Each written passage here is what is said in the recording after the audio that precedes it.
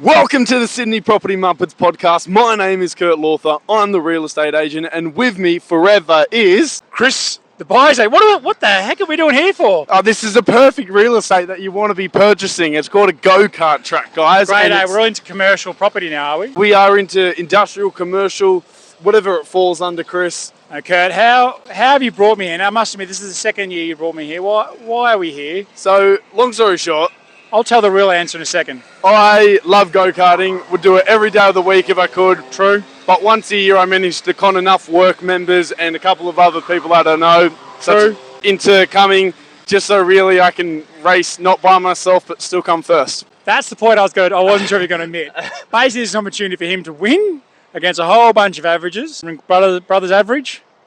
No, I admit he probably had a bit of a kart that wasn't as good. He's usually a lot closer. Where did he come? He ended up coming second. If you're not first, you're last. Exactly. He's got to live with that. You've been too kind to him. He's got to live with that for a whole year. Another year, right? Another year.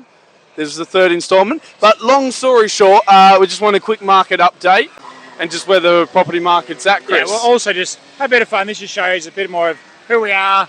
Yep. We're two mates, we do hang out, we do different things, and we thought it'd be a bit of a fun episode. But he called me a mate.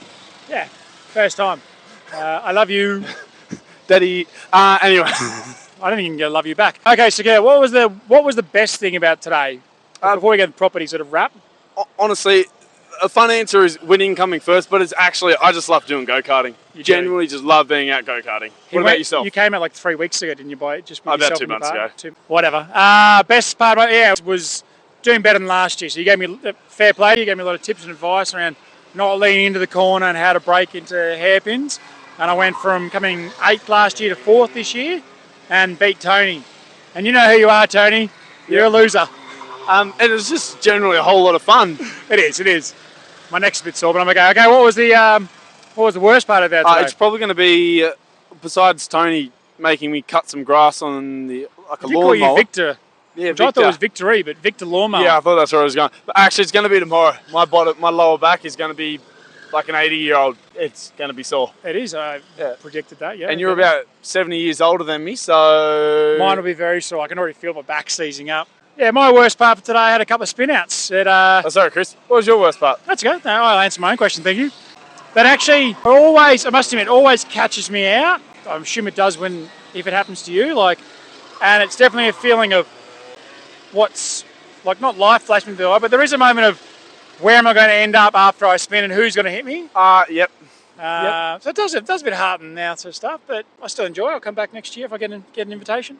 Look, I reckon you know the organiser. You might be able to put in a good word for yourself. Let's get into it. All right, so let's crack into now a bit of a property market update. So we're just commenting off air. This market is tough. It's tough all round. Even though I'll talk about it in a moment. I think for buyers it's great, but I still do think there's some strong characteristics that have been tough. Yep. And actually they're probably linked to what you're going to talk about seller-wise. So why is it tough on the seller at the moment? So seller-wise, there's not as many buyers and there's not as many committed buyers as previously. And buyers now have the upper hand at the moment. They can pick and choose where they want to be. They want to go to an auction, if they want to go see this property.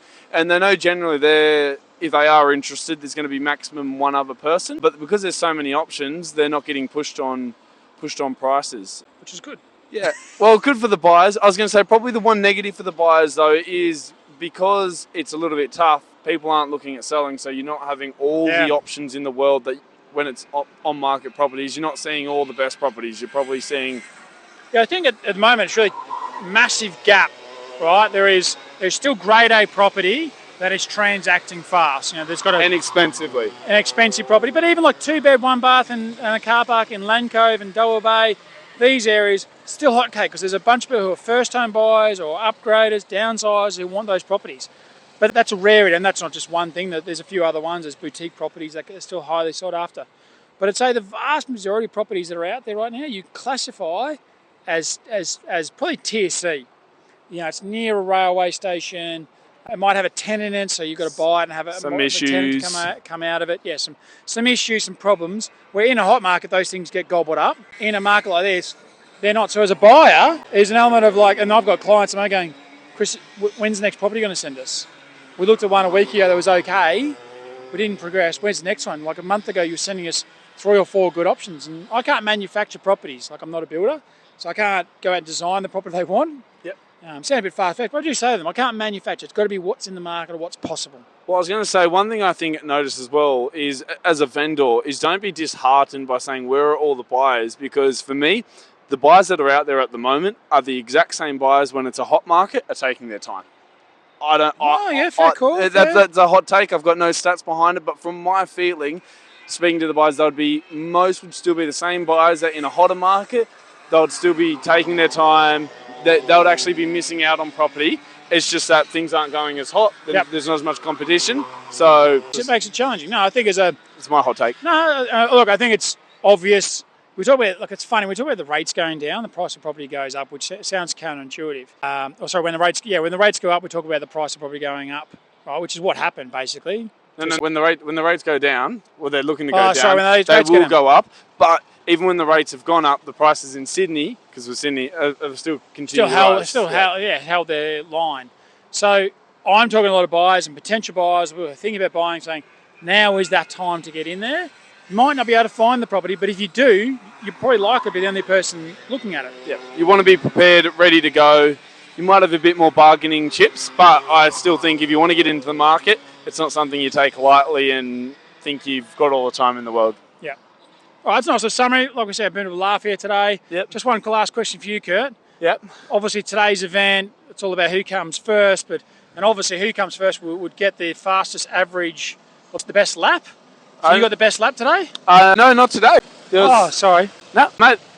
Who got it? If you look at Max Verstappen, not every time he wins, he gets the fastest lap. Does a lot. Who got it? Bryson. Shout out to Bryson. Well done, Bryson. Keep him honest. Next year, be in front. I will admit he was 65 kilos and I'm about 90 odd. But I'm like 100. What are you talking about?